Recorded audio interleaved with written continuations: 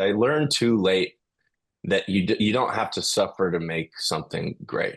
I learned that This is an late. important lesson. Really? So What? I did. I really thought that you had to just self-flagellate and suffer, and it wasn't, till I don't know, a couple of years ago where I was like, when you're the more relaxed you are, the more free you are to take risks. It's as simple as that. Prepare your ears, humans. Happy, sad, confused begins now. I'm Josh Horowitz, and today on Happy, Sad, Confused, Lewis Pullman is my guest today. If you've been paying attention, this guy has been one to watch for a few years, and the momentum is only building. He's racked up ginormous films like Gun Maverick, cool films like Bad Times at the L Royale, and must-watch TV like Lessons in Chemistry and Outer Range. And now Marvel is on the horizon. We're getting him today before he stops returning his phone calls. It's Lewis Pullman on the podcast for the first time. Welcome, man. It's such an absolute pleasure to be here. Thank you for having me. Congrats on all the success, man. Sometimes when I approach a conversation, I'm like, what is there left to talk about? This person has done like 3,000 long form podcasts. And refreshingly, to my advantage, I feel like I'm getting you at a good spot. Like, you haven't done a lot of this kind of like long form chatting. It's absolutely true. I haven't been a big podcast boy. I don't know why. I love listening to podcasts. Here we go. This is it. This is your maiden voyage. Thanks for breaking the seal here. So you're joining the upper echelon of multi-generational talent on Happy, Sad, Confused. Your dad, Bill, was on the pod a few years back. Amazing. That's right. Yeah, that's right. Yeah, so you're joining the Gleasons, the Howards. Is there like a simpatico? You see them across the Russells on there? Yes, I did Kurt and Wyatt together recently, actually. Yeah. It's a good duo. Yeah. I mean, there's not like a club you all hang out in, but you must have interacted with some of these folks over the years. And is there a bit of a simpatico? Like, yeah, I got you. I clocked you. I know what it's like. I wish there were a club. That'd be interesting. I don't know what that'd look like or where we'd meet, or what we do together. But I do, yeah, definitely. When you cross paths, there is a little, sting nose tap kind of a nod. Yeah. Right. So what is your life like at the moment? I'm guessing you're filming a super top secret project right now that we're going to dance around. Is that correct? I am just kind of taking life one step at a time, going day by day, I'd say, Josh. Is there a camera crew within 5 miles of you right now? You always fear that at every moment once you watch the Truman Show.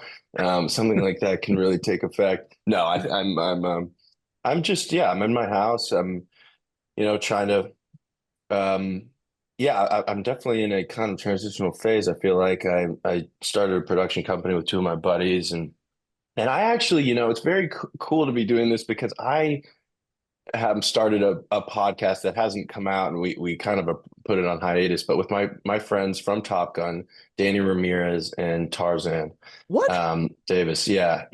So it's been an interesting thing to try and figure out how to do this. I'm actually kind of stealing from you currently as we do this. Take the good, the bad, and the ugly. Yeah. There was a very cool transition between when we just met on Zoom and then when the recording started, which was a subtle radio voice, which I think I need to nail. I got to figure out mine. Yours is very good and smooth and not too like cartoonish. Hey! It wasn't that. It's very natural, which is why I think you have such a great podcast. Part of why is there's this humanity to it and this pedestrian nature to it, which I think is what makes it feel like you're listening to like a conversation with your friends, right? Not like a radio station. Well, you've got the first lesson down for being interviewed on podcasts, which is flatter the host endlessly and say they're so awesome. So congratulations. Thank you. Yeah. Thank you for allowing me to thank you. Wait, what's the Tarzan podcast, the Danny podcast? What's the content? What are you doing? Well, I feel like I'm the only one really talking about it. I don't hear them talking about it, probably because I'm not supposed to be talking about it. But I think the more we talk about it, the more it's going to actually happen. We already have some great conversations down that we've locked down. We've got some great producers that we're working with. And the idea is that while we were working on Top Gun, we had the great advantage of meeting all these just brilliant minds. And we were getting such incredible gems of stories and lessons. And we were like, and then the movie stopped and we were like, we had such a good rapport, us three, and we loved hanging out. And we loved like we each have such a different way into what we want to learn from somebody. And there were so many points on set where it was a different actor who would come in for, a week, and we could like stand around on the tarmac and just be able to ask whatever questions we want. And we were like, well, part of us felt selfish for just gathering those gems and hoarding them. And then another part of us was like, well, what if we could continue this and continue to share it? And so the idea is like knowledge heist, right? So we bring these folks on, and we each attack the conversation from different angles, because we each had such different upbringings. We each have such different ways that we tackle acting. We're also not just interested in acting. So the idea was an excuse for us to keep hanging out, for us to get to have the opportunity to talk to great minds. And that was it was for fun mainly. And it has been fun, but it's also hard. We're not just one Josh. We're three boys, and so the schedule takes stuff three grown men to do one podcast. You guys are amateurs. Jeez, amateurs already.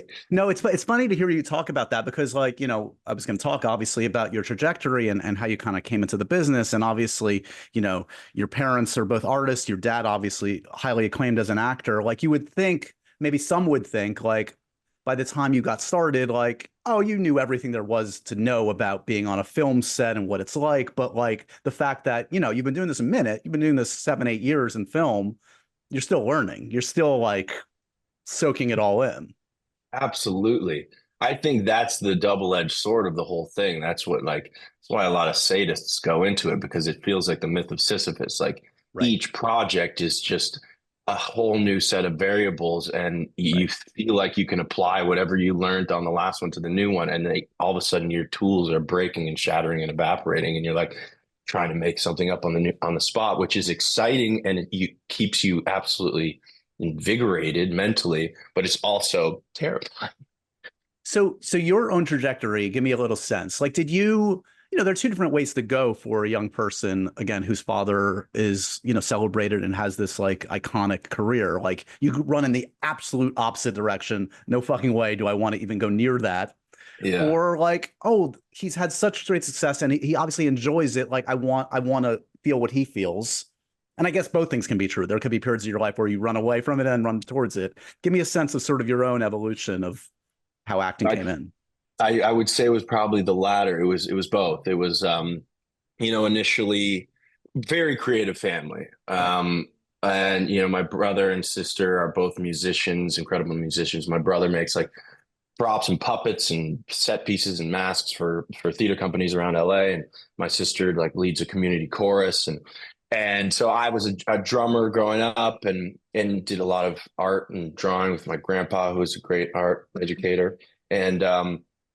And my mom was a modern dancer. My dad's an actor. So it was always, and we weren't allowed to watch TV growing up. So we were only allowed to watch movies on the weekends. So it created this very much like, we didn't have like video game consoles or anything. So we were always making stuff and putting on shows, and we were living in our imaginations, which then eventually, it creates a great kind of infrastructure for an artistic career path, and not very much so a career path as a lawyer or as a financial advisor. Sure. That wouldn't really excel in that department. But yeah, so in some families where you make the announcement like, I'm going to be an actor or an artist or a musician, like the parents are like, oh God, like that's such a roll of the dice. But if you had said I want to be a lawyer, they would have been like, what the fuck are you talking about? I know. I think that would have in some ways been like announcing a death in the family. It would have been like, Jesus, you want to be a doctor? What can a doctor do? Yeah, these dinner conversations are gonna get dull quick.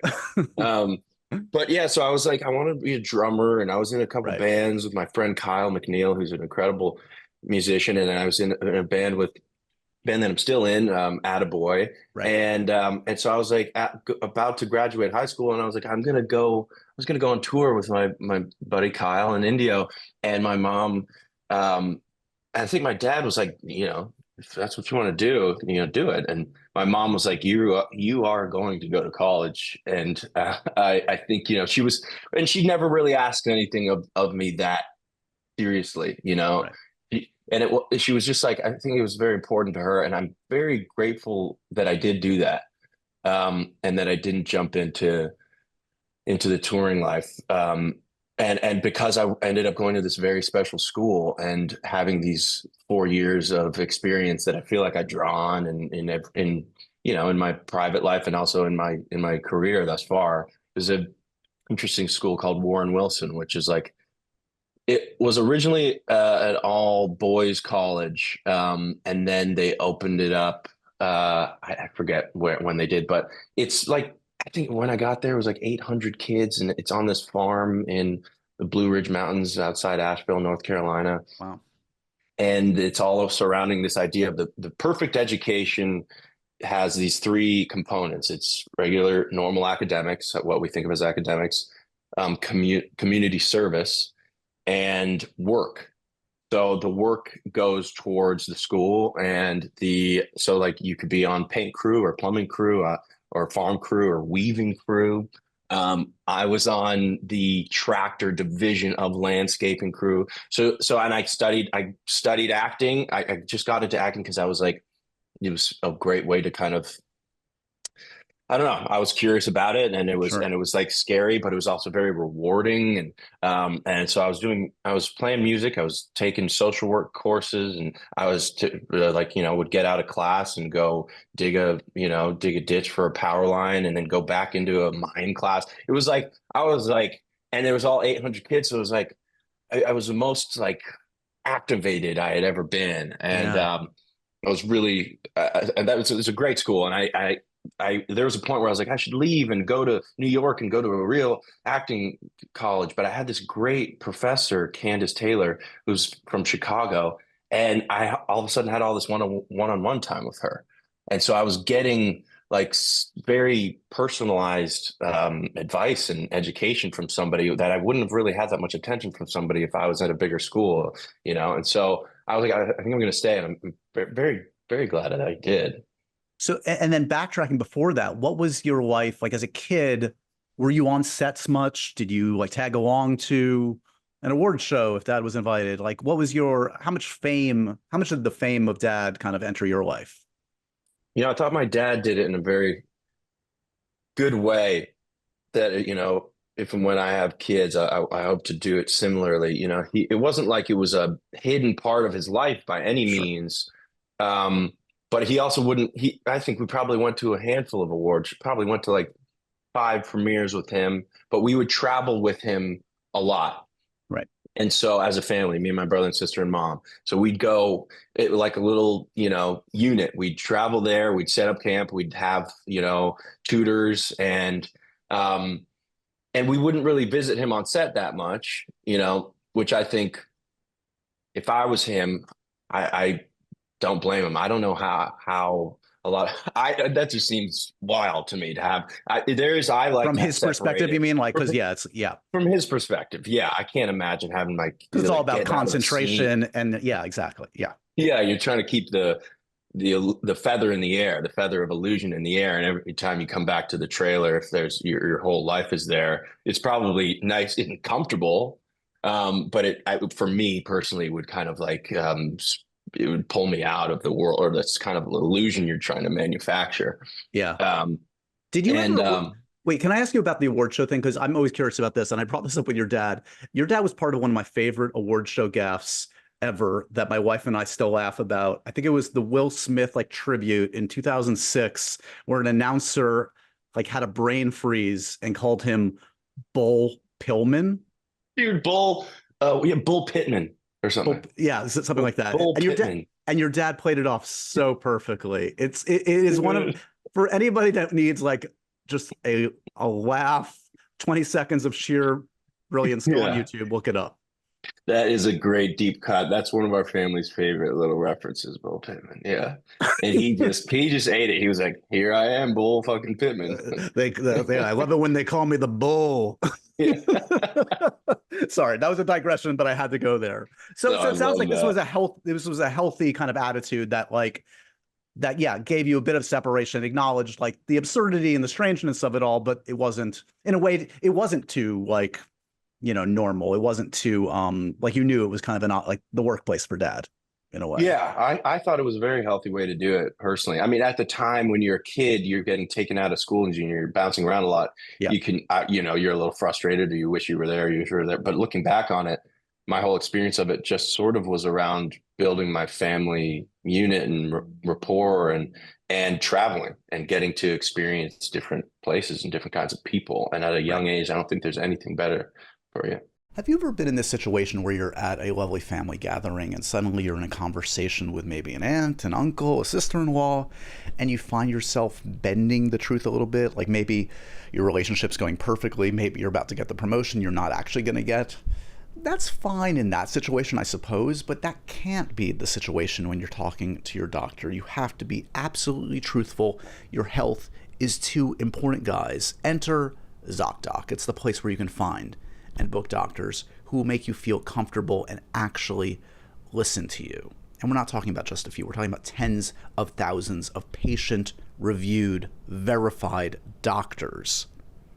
ZocDoc is a free app and website where you can search and compare highly rated in-network doctors near you and instantly book appointments with them online. Once you find the doctor you want, you can book them that very second. No more waiting awkwardly on hold with a receptionist. And did I mention all these doctors have verified reviews from actual, real patients? Plus, you can filter specifically for ones who take your insurance, are located near you, and treat basically any condition that you're searching for. If I need a doctor, I use ZocDoc. Go to ZocDoc.com/happysad. Download the ZocDoc app for free, then find and book a top-rated doctor today. That's ZocDoc.com/happysad. ZocDoc.com/happysad.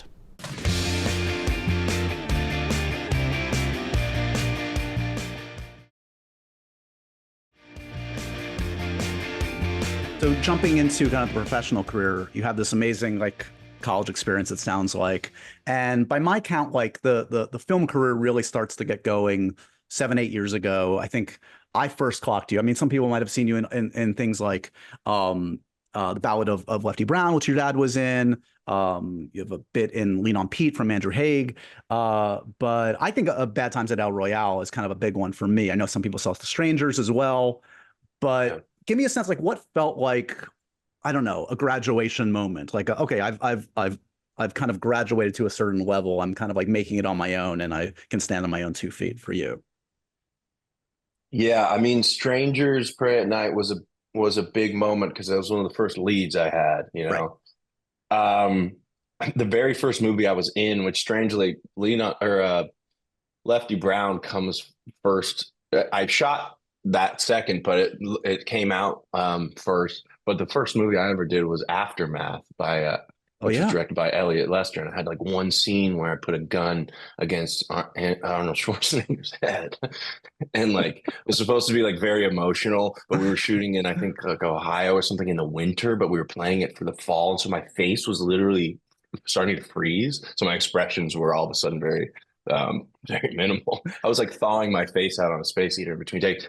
That I don't think was where I felt like, I think what your question is like, where I felt like I was like, actually, I wasn't just surviving. I was actually starting to be able to apply, my knowledge was probably Bad Times, because that was, I definitely felt like Strangers. I was just running, flying by the seat of my pants, trying to figure it out on the fly. And I was able to, with Bad Times, it took a while to shoot, and I had more time to prepare for it. And so that was something where I was really able to kind of like just summon all of my resources and all my mentors and kind of try things out. And that was, and Drew Goddard is such an incredible director. I think what I like about that movie so much is that each of those characters are a slice of the pie that is Drew Goddard. Yeah. Like, so all of his direction was, he felt himself in us, It's an ambition for those that haven't seen it. I mean, it's a hell of a piece of work, and it's like Drew, I think he shot it on film. There's like that famous oneer in there. It's just like, it's a big swing of a movie. And it was a very sought after project, as I recall. Look at the cast; it's insane. And like your part, like, I mean, again, that's got to be a really great moment when you land that role, because as I recall, there were some big names they were looking at, and you did not have that name yet. Not And at all. I remember that audition so clearly. Um, yeah, I at the time was wore contacts, and I remember taking them out before I went to do that audition because I was so terrified, and I loved the role so much. I was like, if I maybe I can kind of eliminate some of this stimuli and just blur it all out. And so I took my contacts out, so I was almost blind in that audition. But I was able to like, because sometimes I'm such a sensitive guy. I react to every little micro expression and any sort of, I can see a little flicker of doubt or of confusion or something. So I was like, all right, that will bleed into your like immediate instincts. And I was like, I can just maybe cauterize that. And and I just remembered, yeah, that was a really, yeah. I actually have never asked Drew, but I remember rumors that they wanted Tom Holland for Tom that, but he was Holland, shooting yeah, something. yeah. And so if that's true, I should shake Tom's hand one day when I meet him, because that movie was such an incredible experience, and working with Jeff Bridges was one of the Oh highlights of my my God. life. I mean, talk about pound for pound, one of the best actors, most naturalistic, like not a false note possible from that man, and just like a gentle, good soul of a human being, Yeah, right? it's completely pound for pound. Yeah. So I want to hit upon, because I mean, I want to hit upon the two shows that we should mention before we backtrack, because there's more to talk about Top Gun and other stuff going on. But I do want to mention Outer Range, which I talked to Brolin for the first season, actually. I mean, again, talk about consummate actor, genius, eccentric in the best possible way. I can only Yes. imagine Yeah. the, I mean, also tell me this, like, because you talk about the band. So your connection to the Brolins goes back, as I understand it. Did you know Josh through his daughter way back when? I did, loosely, because his daughter Eden Brolin is an incredible actress, incredible singer. I went to high school with her, and she's the singer of my band. Um, I guess I'm the drummer of her band. Is how I should make that. No, no, nope. It's Get the it right. drummer's band. Um, Exactly. but yeah. So I think there was a period where, yeah, I think one of my first girlfriends, Amy Kaslowitz, was best friends with her, and so there were some times where he would take us to movies or pick us up and stuff, and I always just remember him being hilarious, and like because Josh to me is like a perfect blend of like an old man and a little teenage boy in Totally. the most beautiful way, and Yeah. so he has this ancient wisdom, and then he also has this very playful part of him, and that as a teenage kid was like, I mean, just so fun and funny, and so then when I auditioned for it, I didn't I didn't really know him, but he was, I'm sure, part of when it was being cast. He was told that I was maybe up and running, but I didn't have very many interactions with him until I was finally cast, and he gave me the sweetest phone call when I was cast, because I was really nervous, because that was a world that I really related to. That was one of the first auditions where I was like, I didn't just like leave it up to fate. I was like, well, if I messed that up or didn't do that well, I was, it's not, it'll happen if it happens or whatever. But that one, I went and did one of the worst auditions. I felt like it was one of the worst auditions. And I followed up. I was like, I need to do that again. I need to send in again. And I think I sent in two more things. And I was like, please have them send me, because the scripts were so incredible. Brian Watkins, the showrunner on the first season, is one of my favorite artists alive working to date. He's like somebody who I'm the most curious about watching what he does next. And he built this world that was so grounded amongst this kind of dreamy. Right. It was a poetic type of sci-fi, it wasn't so technical. It had this esoteric kind of like just very just like boundless kind of way of looking at this world that I thought was so intriguing. And then on top of it, it was set in this environment that I grew up around in Montana. My Right. family's got a lot of family in Montana, so we grew up going back and forth. And so I was like, I know these guys, I know them so well. And this is a world with TV where it's like I hadn't done that much TV because I had been told, by many people that like don't do TV unless it's a character and a world that you feel like you could live in forever. And I read that and I was like, I could do this for the rest of my life. Like this is written so well and the character's so intriguing, and obviously the cast at that point was Yeah. so excellent. So yeah, that was a really exciting one for me to be a part of. But yeah, Josh called me when I got the role and was like very he dispelled all of my anxieties very rapidly and very sweetly. And yeah, I got a big soft spot for him. So the new season, more horseback riding, more bull riding, more shirtless Josh Brolin falling into holes. Can we count on all of it? Luckily for Josh, there's no more shirtless falling in holes because that was rough on him. That was winter, I think that was hard on him. But yeah, I think we can definitely count on that. I haven't watched it, but we definitely go into it's an interesting world. There's so many different components. It's like almost Shakespearean. There's so many different characters and and so yeah, it's interesting to see where the story kind of like hones in on and zooms in on. And yeah, I just love that whole cast on that thing is like my family. I like some of my fondest memories are working out in New Mexico with that gang. And then this speaks to the breadth of your work. We couldn't talk about something more different than Lessons in Chemistry, which obviously has played to such huge acclaim on Apple TV Plus. I mean, you're team leader there. In a like I can't think of somebody more different in many ways than Josh than Brie Larson, except that they share great talent.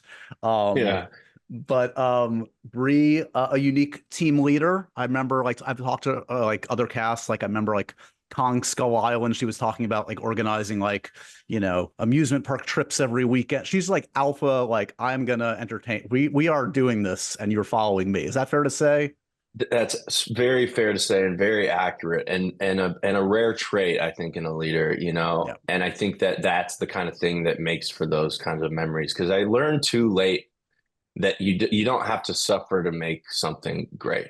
I learned that This is an late. important lesson. Really? What? I did. I really thought that you had to just self-flagellate and suffer and it wasn't, till I don't know, a couple of years ago where I was like, the more relaxed you are, the more free you are to take risks. It's as simple as that. Yeah. And like the risks are sometimes horrible but nobody ever sees them. I mean, it's all just the memory of the day and but then sometimes it's what makes a show, or makes a movie. And so that kind of an attitude that like, yes, you're exactly right, Brie has, which is like almost like camp counselor, your favorite camp counselor, where it's like, games on set, like themed days, just like even in some of the hardest content, there's a lot of really tough stuff in this and a lot of stuff that she had to do that I'm sure that was really hard but in between would be sure to like with all of her might, try and inject this warm glow onto the set, and it really made a huge difference. And I think everyone on that set had a good time. And speaks well to your talents again. I know you won't probably volunteer this, but I'll say this for those that don't know. And this never happens, by the way. You were, for those that haven't seen the show, we're not going to spoil anything, but you weren't going to be in necessarily a ton of episodes, and that changed. That changed on the fly, which is pretty significant and a great feather in your cap. Thank you, Josh. That was a pleasant surprise. I was supposed to just be in the first two episodes and maybe show up at the end. And Lee Eisenberg, the showrunner on that, who's such a brilliant mind. He did that show Jury Duty, which is just like reinvented, just like, I don't know, the storytelling form. But so he's like an expert improviser. I guess that's not the right word, but like creating on the go and not being so beholden to these ideas that you had that must make their way into the final product. He's very much like time is moving, the world is spinning, like things are changing. Let's grab this, grab that. This is working. Let's zoom in on that. And that I think is rare, to have that kind of bravery. And so I was very I am forever indebted to him for that because I was really excited to be able to further kind of excavate Calvin Evans' story in that show and uh and continue to work with all these great people, and learn from them. There are some stories about my mom's life that I truly never get tired of hearing about, from hilarious to heartfelt, tear-jerking to plot-twisting. Her retelling of the events of her life always brings me joy, and just in time for Mother's Day, I found the perfect gift that captures all her stories from my family forever. It's called Storyworth. Storyworth helps you preserve precious memories and stories from your mom's life for years to come. Here's how it works. This is so cool. Each week, Storyworth emails your loved one a thought-provoking question that you get to help pick. It can be something profound like what is most meaningful in your life, or it could be something that's like a fun prompt like what was your least favorite subject in school. Then Storyworth makes the writing process a total breeze. All your loved one needs to do is respond to that email with a story. It could be long or short, it doesn't matter. You'll be emailed a copy of your loved one's response as they're submitted over the course of the year. You'll get to enjoy all the retelling of the stories you already know, or better yet, be surprised by stories you've never heard before. After that year of fun, Storyworth compiles your loved one's stories and photos into a beautiful keepsake hardcover book that you'll be able to share and revisit for generations to come. You can even keep a copy of the book for yourself. That's what we're going to do, honestly. I'm going to get a copy of this for myself, for my nieces and nephews, and this is going to be a book that we treasure for the rest of our lives and the next generation's lives. Families love Storyworth. That's why it has more than 25,000 five-star reviews on Trustpilot, with millions of stories preserved since they were founded over 10 years ago. Give all the moms in your life a unique, heartfelt gift you'll all cherish for years. Storyworth. Right now, save $10 on your first purchase when you go to storyworth.com/happysad. That's storyworth.com/happysad to save $10 on your first purchase.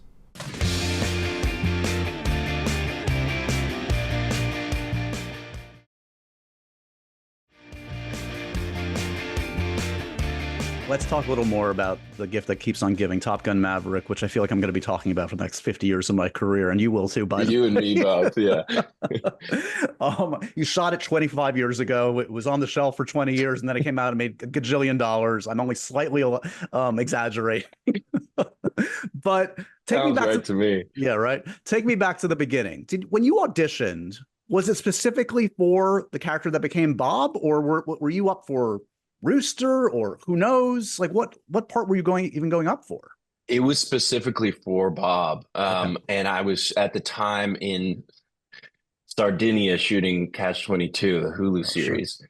And I had to kind of like, that was one of the like most luxurious, like embarrassingly luxurious jobs, because I worked 2 weeks pretty much, and then I would work like a day every other week or something, and I was just on this beautiful island with some of my best friends in the world.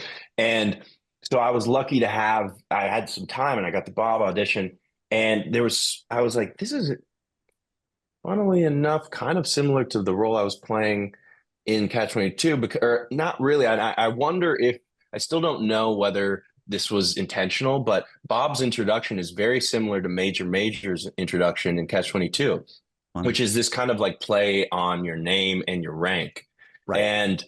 And so the scene was like initially even closer to the scene, which is like, what's your name, or what's your call sign? It's Bob. And it's like, no, what's your call sign? He's like, Bob. And so in Catch-22, it's like, who are you? And he's like, Major. And he's like, no, what's your rank? He's like, Major. And he's like, so it's very much in that zone. So I was like trying to figure out how to differentiate it and modernize it. And my friend Graham Patrick Martin, I think it was either him or Garen Howell, who like, they were all working. So I had to record their lines with gaps in between them for my lines. Just iPhone in my room alone. And it was one of those things where I was like, I'm never going to get this. This is a legendary movie. Everyone under the sun is going out for it. And so I was very surprised towards the tail end of that shoot when I got a call. I was having dinner with my friend Josh Bolt and Garen and Chris Abbott, and they were like, I think your team was as surprised as I was. They're like, you got it, dude. And I was like, there's no other steps. And they're like, no, Joe's ready to, go for it. And they're like, "Do you like flying?" I was like, "Love it, love it." Love flying. Little did I know, like my experience of flying was vastly different from what we would actually be doing. No kidding. Yeah. Yeah. Okay. Was either Shirtless Bob or Dead Bob on the table? Was there ever a consideration Shirtless Bob on the beach, the famous flag football kind of scene, or Dead Bob? Because all the signs in a movie like that are, oh, Bob's going to be the goner. He's dead. Totally. Surprisingly, Dead Bob was never on the table. Okay, It good. was it was jump scare Dead Bob was always there. Um, and but shirtless was never. It was that's an interesting question. Because I weirdly hear about that a lot more than it was one of those decisions on the day where we showed up. It was supposed to be skins versus shirts. Right. Everyone was like had been working out their butts off to get ready for this, and some people were like devastated that they might be on the shirt scene. Meanwhile, I was always like, well, I don't think he cares about that kind of Right. thing. Right. Like he is nose to the grindstone. Like there's no vanity in him. And so I was always like, my body's gonna look what my body's gonna look like. I'm just gonna eat how these guys eat and live. Yeah. And then there are some of those guys that are, I don't know, but some of the there's like a couple wizzos that I really respected and got to know that I was like, they were just like brilliant geniuses. And their body was just a vessel to get them from one, massive problem that they were going to solve to the next. And so I was always just watching everyone work out. I was watching Glenn Powell. Like I would like go in there for moral support. Glenn Powell, his famous mantra on that was montages last forever, which I'm sure you've heard. But I think I was the first one to clock that. He was literally, I was whispering it as he was doing some pec flies or something. I was like, wait, Glenn, what are you saying? He's like, I've just been thinking about it. And fucking montages, they last forever. And I was like, it's so true. And it's really true. But I was like, I don't know how I'm going to make an impact on this montage. But when I got there on the day, finally Joe was like, all right, I guess we can all do skins. And I walked up to Joe and I was like, I don't know. And Joe was kind of like shaking his head. He was like, yeah, I don't know. I was like, let's just, I think we keep it on. I think Bob keeps his shirt. I think he's a shirt on the beach kind of guy. We were both like, it was just it wasn't like we Right. really tossed it around for long. It wasn't focus grouped. It was just like a gut thing. And now for the next, again, 50 years, you're going to be asked about, why wasn't Bob going shirtless? What's the deal? Right. Yeah. I think also, to be totally honest, I had learned on Catch 22 with these military movies where it's a lot of guys in uniforms. It can be easy to fall into the wash, and it's hard to stick out despite how maybe eccentric your character is. Right. When you look back in your memory on a show, even Saving Private Ryan, like you're kind of like, I think he said that. I think he said that. Yeah. It's kind of, and so I was like, any way that I can differentiate myself will probably be beneficial. Right. Could I have a peg leg? Could I walk with a limp? Yeah. Damn it. I should have talked to you before I did. The peg leg would have been great. One of my favorite subjects, and you could do a drinking game every time I bring it up related to Top Gun, is the infamous cruise cake. Do you get the cruise cake, Lewis?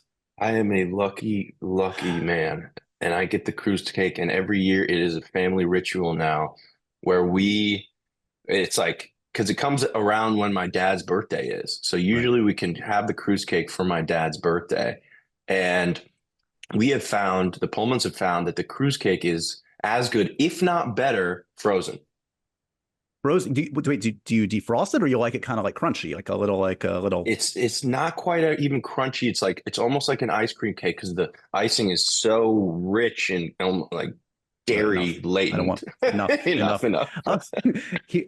I don't know what my tactic is at this point. I'm literally just talking to every person around Tom, trying to secret because I will never ask him to his face because I'm too dignified and classy that way. But I don't know any tips you don't have to give me now, but just think about it, how I can get on the list, because this is like a lifelong dream. I'm not going to buy it for myself. I know you can buy the damn cake for yourself. I'm not doing that. It's like an Oscar. No, you can't do that. You either win the Oscar, you don't hold someone else's Oscar, you get your own cruise cake. That's my philosophy on it. I think I see the cruise cake in your future. And if you want, I'm sure Glenn and I can, slip him an encouragement. Glenn is sick of me mentioning it, but yeah, sure. I'm hearing rumblings of a potential Top Gun 3, maybe in the not so distant future. What's your spidey sense telling you?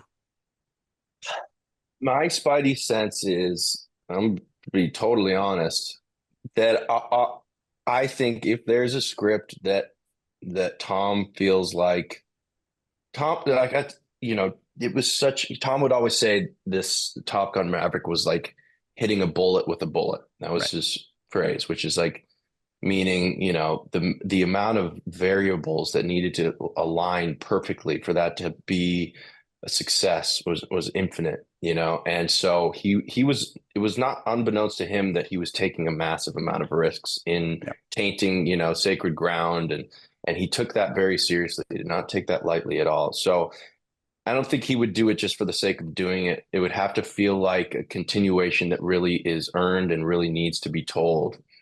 And so I'm sure there's, some of the best minds behind this whole team that they could do that.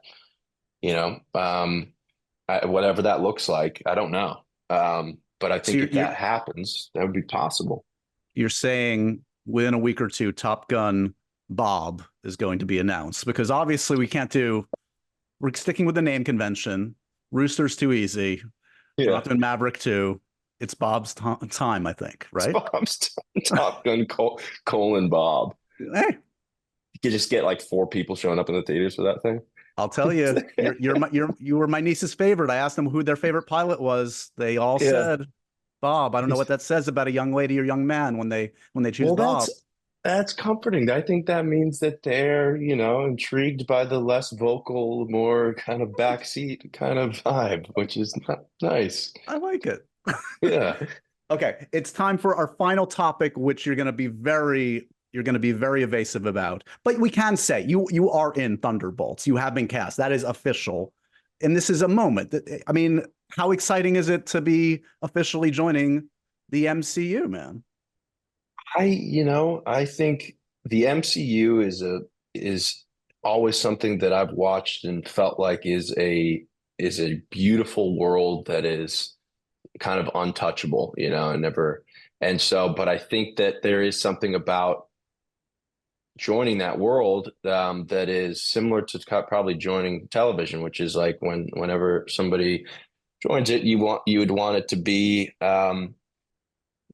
you'd wanted it to be a character that you can live in for a long time, and you would want it to be an aspect of the world that you'd want to be in. So if I were to ever get that call, it would be very important to take those things into account, Okay. You're being difficult. I loved you until this moment, but we're gonna go with this, man.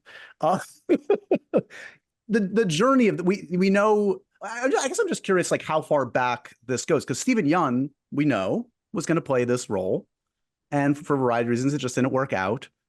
Did you audition way back when or did this kind of come like after Stephen had to bow out? All I know, Josh, is that all I know about the eye contact is gone. All the LOLs are gone. He's like, ask me about the cruise cake. I'll answer anything you want. What happened to the cruise cake topic? We didn't even finish a lot of that story. I didn't talk about the white chocolate chips and the coconut flakes, brother. Have you ever seen this character? Hey, glimpsed that. What a beautiful costume. Yeah. Have you ever worn anything similar to this in your life? Not me personally.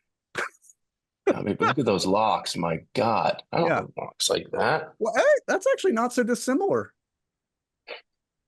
Yeah. If you had a costume, what would your costume be, Josh? It would not be that tight. I'll tell you that. I do not need to accentuate every curve in my body. And totally. Wait, here's a question for you. Yeah. It's the superpower question, but here's a caveat. Okay. If you were to have any superpower, do you know that there's a loophole to that question? If you could have any superpower, what would it be? There's actually a correct answer to that. Well, is it like the superpower to have all the superpowers? I mean, how big is this loophole? I mean, damn, I didn't even think about that. I was, yeah, I guess that's the loophole. I think it's shape-shifting, Oh, because if you so can shape-shift, then you can have any power of anybody. got it. So you are confirming that you play Sentry, who in this version of Thunderbolts is a shapeshifter, is what you're telling me. I haven't looked into Sentry. That's first I've heard that name. But Sentry sounds like a snaky kind of shapeshifty kind of a vibe. Read the comics. Did you? Here's my last thing. Did you grow up on comics? Are you a comics guy, or is this kind of a newfound exploration for you? I grew up on, yeah. I mean, my dad. We have this family farm in upstate New York, and where he grew up, and there was always a lot of comics there, but they were a lot of old comics. They were not new comics, Okay. and so they were even stuff like Donald Duck and Archie and stuff like that. But there was also some Marvel comics in there, and so that was like I would spend a lot of time diving into those.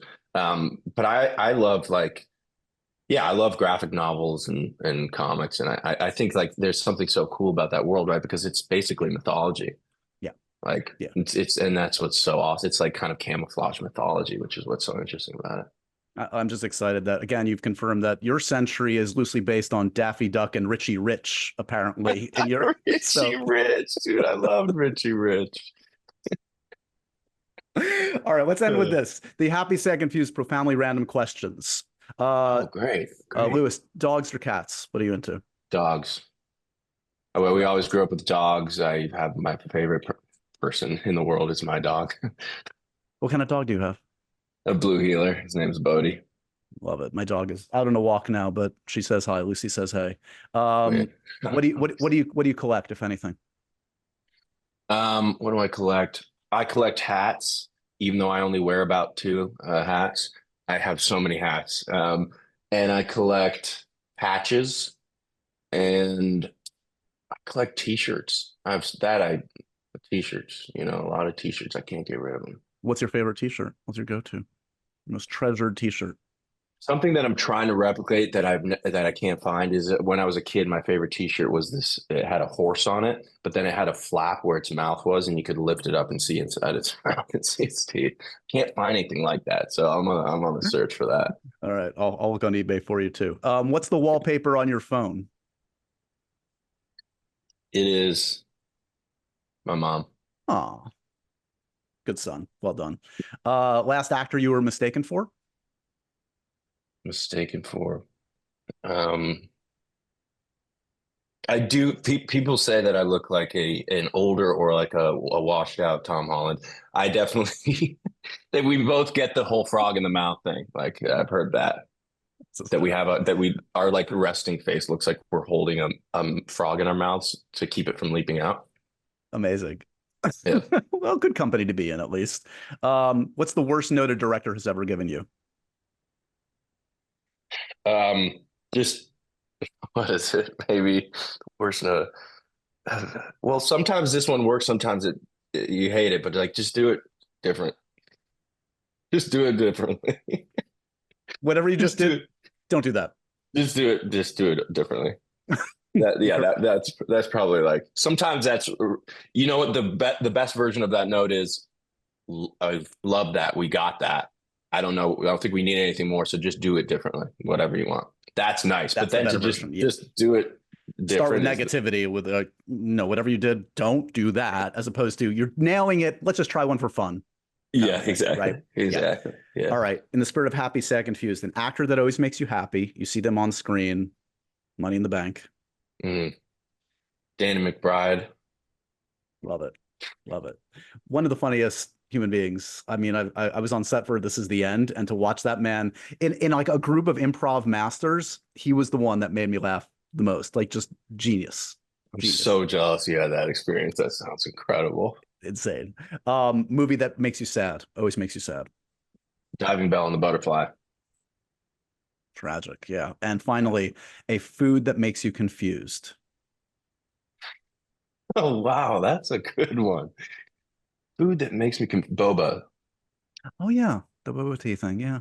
The little Boba bubble tea. thing. Yeah. Yeah. Chewy little tapioca boogers in a smoothie.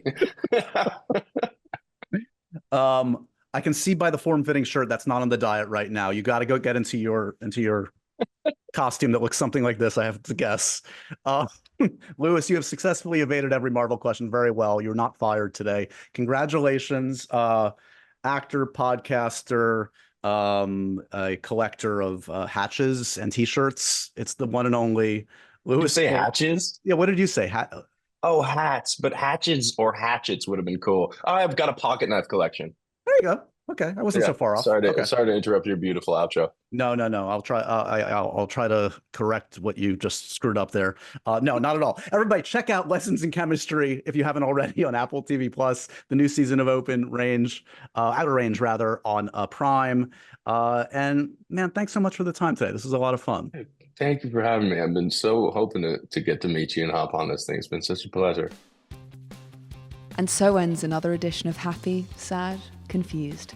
Remember to review, rate, and subscribe to this show on iTunes or wherever you get your podcasts. I'm a big podcast person. I'm Daisy Ridley, and I definitely wasn't pressured to do this by Josh.